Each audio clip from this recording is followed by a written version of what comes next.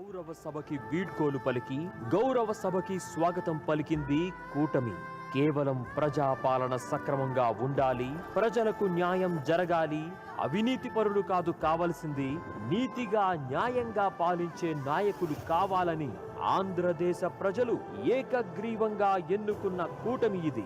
40 ఏళ్ల రాజకీయ అనుభవం ఉన్న వ్యక్తిగా రాష్ట్రాన్ని అభివృద్ధి పదంలో పరిగెత్తించిన మహోన్నత శక్తిగా పేరొందిన చంద్రబాబు నాయుడు గారిని ఎన్ని అనరాని మాటలన్నారు, ఎంత అవమానించారు. ప్రతిపక్ష నాయకుడు పనికిమాలిన నాయకుడు అధ్యక్ష. మరి ఆ నాయకుడు చేసినటువంటి లుచ్చాపాలనే మరి ఆయన ఎందుకు అధ్యక్ష ఇక్కడ కన్నబాబు అని అడుగుతున్నాడు. ఈయన ఒక సభ్యుడు.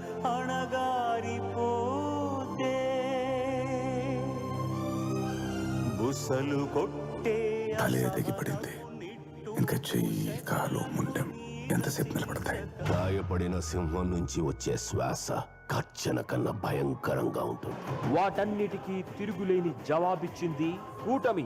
నారా చంద్రబాబు నాయుడు అనే నేను శాసనం ద్వారా నిర్మితమైన భారత రాజ్యాంగం పట్ల నిజమైన విశ్వాసం, విధేయత చూపుతానని, భారతదేశ సార్వభౌమాధికారాన్ని, సమగ్రతను కాపాడుతానని, ఆంధ్రప్రదేశ్ రాష్ట్ర ముఖ్యమంత్రిగా నా కర్తవ్యాలను శ్రద్ధతో, అంతఃకరణ శుద్ధితో నిర్వహిస్తానని, భయం గాని, పక్షపాతం గాని, రాగద్వేషాలు గాని లేకుండా రాజ్యాంగాన్ని, శాసనాలను అనుసరించి ప్రజలందరికీ న్యాయం చేకూరుస్తానని దైవ సాక్షిగా ప్రమాణం చేస్తున్నాను.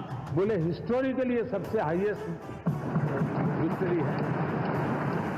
తెలుగుదేశం, జనసేన, బీజేపీ 3 పార్టీలు, 3 మహోన్నత వ్యక్తులు కలిసి సాధించిన అపూర్వమైన విజయం ఇది. కేవలం వ్యక్తులది మాత్రమే కాదు, ఈ విజయం ప్రజలకు అంకితం.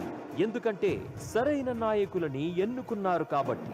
ప్రజాసేవ కోసమే రాజకీయాల్లోకి వచ్చిన పవన్ కళ్యాణ్ గారు ఎంతమంది అవమానించినా భరించారు, ఎంతమంది ప్రేమించినా తలొంచారు. గాజు పగిలే కొద్ది పదునెక్కుద్ది. తన సిద్ధాంతాలకు, భావజాలానికి దగ్గరగా ఉన్న కూటమితో, పొత్తుతో విజయం సాధ్యం అని పవన్ కళ్యాణ్ గారు గట్టిగా విశ్వసించారు. జగన్ గుర్తుపెట్టుకో, అర్ధపాతాళానికి తొక్కకపోతే నా పేరు పవన్ కళ్యాణే కాదు, నా పార్టీ జనసేనే కాదు.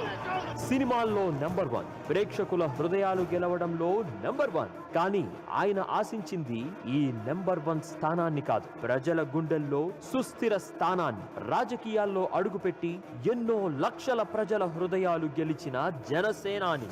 ఆయన సముద్ర కెరటం కాదు, ఒక సునామీ. ఖచ్చితంగా గుర్తుపెట్టుకో, క్లాస్ అంటే సైజు కాదు, సైన్యం. కనిపించని సైన్యం. అలలు భూమిని కబలించడానికి అంగలు వేస్తున్నాయి. ఉరుముల పిడుగుల ఊరేగింపు ఉద్యమించడానికి సిద్ధంగా ఉంది. అతని రాక పట్ల విధి కూడా కంపించింది. పవన్ కళ్యాణ్ 1,00,000 ఓట్ల మెజార్టీ దిశగా వెళుతూ ఉన్నారు అని ప్రస్తుత సినారియో చెప్తుంది. విడుదల పవన్ కళ్యాణ్ అనే నేను శాసనం ద్వారా నిర్మితమైన భారత రాజ్యాంగం పట్ల నిజమైన విశ్వాసం, విధేయత చూపుతానని, భారతదేశ సార్వభౌమాధికారాన్ని, సమగ్రతని కాపాడుతానని, ఆంధ్రప్రదేశ్ రాష్ట్ర మంత్రిగా నా కర్తవ్యాలను శ్రద్ధతో, అంతఃకరణ శుద్ధితో నిర్వహిస్తానని, భయం గాని, పక్షపాతం గాని, రాగద్వేషాలు గాని లేకుండా రాజ్యాంగాన్ని, శాసనాలని అనుసరించి ప్రజలందరికీ న్యాయం చేకూరుస్తానని దైవ సాక్షిగా ప్రమాణం చేస్తున్నాను.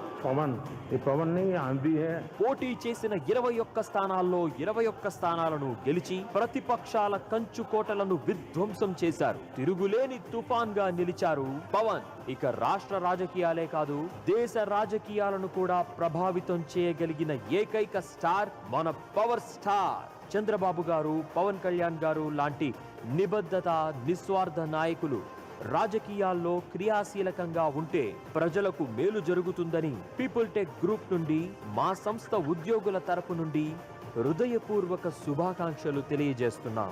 అలాగే ఏపీ రాజకీయాల్లో ఘన విజయం, చారిత్రాత్మకం. ఈ కూటమి ప్రభుత్వం ఇంకెన్నో అద్భుతమైన విజయాలు అందుకుంటూ ప్రజాసేవలో సమున్నత శిఖర స్థాయికి ఎదగాలని ఆశిస్తూ మరోసారి శుభాభినందనలు.